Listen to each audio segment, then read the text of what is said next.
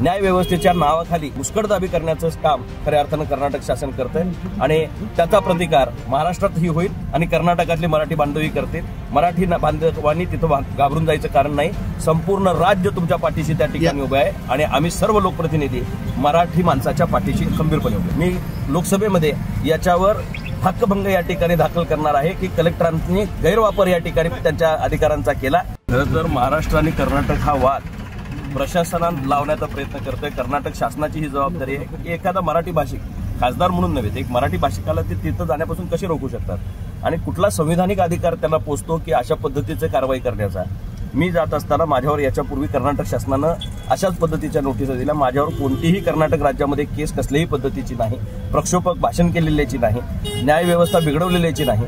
न्याय व्यवस्थेच्या नावाखाली खऱ्या अर्थानं मुस्कटदाबी करण्याचं काम खऱ्या अर्थानं कर्नाटक शासन करतंय आणि त्याचा प्रतिकार महाराष्ट्रातही होईल आणि कर्नाटकातले मराठी बांधवही करतील। मराठी बांधवांनी तिथं घाबरून जायचं कारण नाही।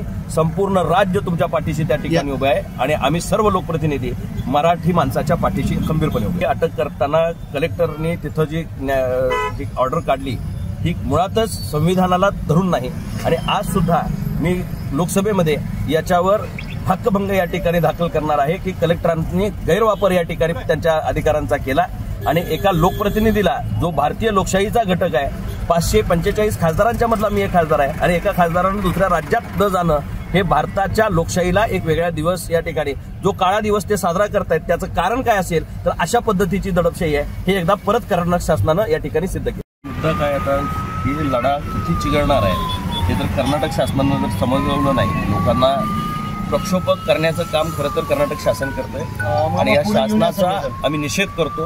पण नुसता निषेध करणार नाही तर याचं उत्तर सुद्धा येणाऱ्या काळामध्ये महाराष्ट्रातली आम जनता दिल्याशिवाय राहणार नाही।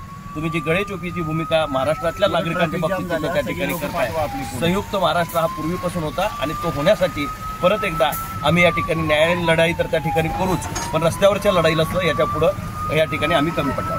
कोल्हापूर जिल्ह्यातील सुझुकीची एकमेव डीलरशिप म्हणजे मोहिते सुझुकी। 16 वर्षांच्या प्रदीर्घ अनुभवासोबत तुम्हाला इथे मिळेल सेल्स, सर्व्हिसेस आणि स्पेअर्स एकाच छताखाली। 18% GST सह विविध योजनांचा लाभ घेण्यासाठी भेट द्या मोहिते सुझुकी, काळा नाका, कोल्हापूर। मोहिते सुझुकी, उद्यमनगर, कोल्हापूर आणि मोहिते सुझुकी, सानेगुरुजी, कोल्हापूर। आजच आपली गाडी बुक करून दसरा आणि दिवाळीचा आनंद द्विगुणित करा।